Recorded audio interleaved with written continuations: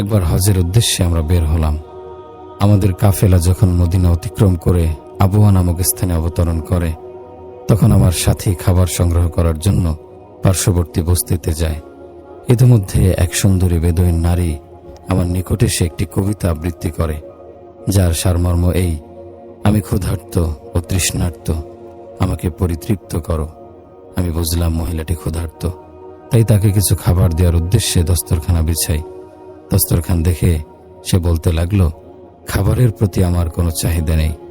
আমার চাহিদা তো তাই যা নারী কেবল পুরুষের কাছেই পেয়ে থাকে। তার কথার ইঙ্গিত আমার বুঝতে দেরি হলো না। লজ্জা ও ঘৃণায় আমি আমার চেহারা অন্যদিকে ফিরিয়ে নেই। ভয়ঙ্কর চরিত্র বিনাশী ফিতনার ভয়ে আমি প্রবলভাবে কাঁদতে শুরু করি। আমার এমন প্রবল কান্না দেখে তার মন থেকে মন্দ চিন্তা দূর হয়ে যায়। সে দ্রুত আমার সামনে থেকে দূরে তার গোত্রের দিকে চলে যায়। এরই মধ্যে আমার সাথী আমার ফিরতে দেরি দেখে আমাকে খুঁজতে খুঁজতে আমার সামনে এসে দাঁড়ায়। আমার চোখে পানি দেখে জানতে চায়, কি হয়েছে, কাঁদছো কেন? আমি বললাম, ছেলে মেয়েদের কথা মনে পড়ছে তাই কাঁদছি। মূল ঘটনা তাদের থেকে লুকাতে চাইলাম। সাথে বিশ্বাস করলো না। বলল, তুমি তো এমন নও, পূর্বেও বহুবার তুমি আমাদের সাথে সফরে ছিলে, কখনো এমন করতে দেখিনি। আসলে কি হয়েছে খুলে বলো। তার পীড়াপিড়িতে সব খুলে বলতে বাধ্য হলাম। ঘটনা শুনে সাথীও কাঁদতে লাগলো। আমি বললাম, তুমি কাঁদছো কেন? সে বলল, এমন ঘটনা যদি আমার সঙ্গে ঘটত তাহলে আমি নিজেকে নিয়ন্ত্রণ করতে পারতাম না। অতঃপর আমরা পবিত্র মক্কায় পৌঁছলাম।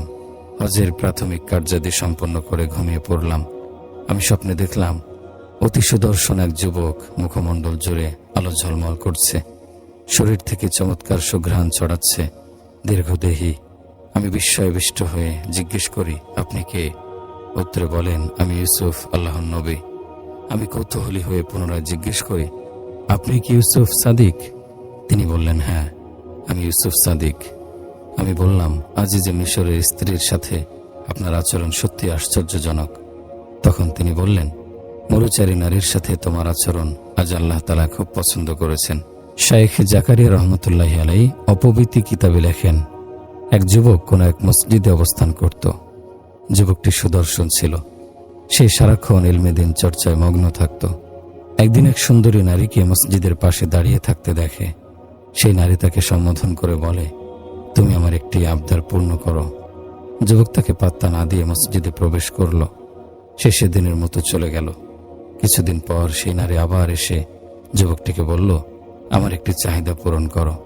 এবার যুবক তার কথার উত্তর দিয়ে বলল, এটি কথা বলার স্থান নয়। এভাবে দুজন কথা বললে মানুষজন দুজনকে অপবাদ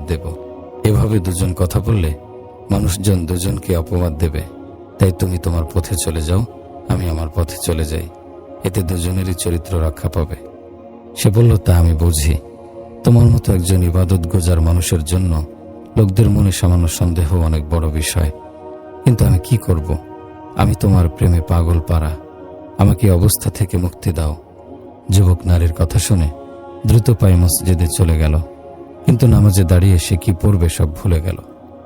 যুবক নামাজ শেষ করে এক টুকরো কাগজে প্রথমে বিসমিল্লাহ লিখে সেই নারীকে উদ্দেশ্য করে লিখল, প্রিয় বোন আমার, যখন আল্লাহর কোনো বান্দা আল্লাহর সাথে নাফরমানি করে তখন আল্লাহ তাআলা প্রথমবার ধৈর্য ধরেন, দ্বিতীয়বার গুনাহকে ঢেকে রাখেন, তৃতীয়বার আল্লাহ তাআলা তার প্রতি অসন্তুষ্ট হয়ে পড়েন।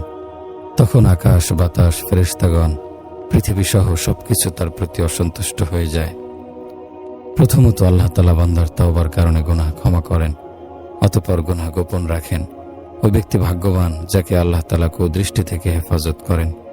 দ্বিতীয় পর্যায়ে সে ব্যক্তিও ভাগ্যবান যাকে আল্লাহ তাআলা তওবা করার তৌফিক নসিব করেন।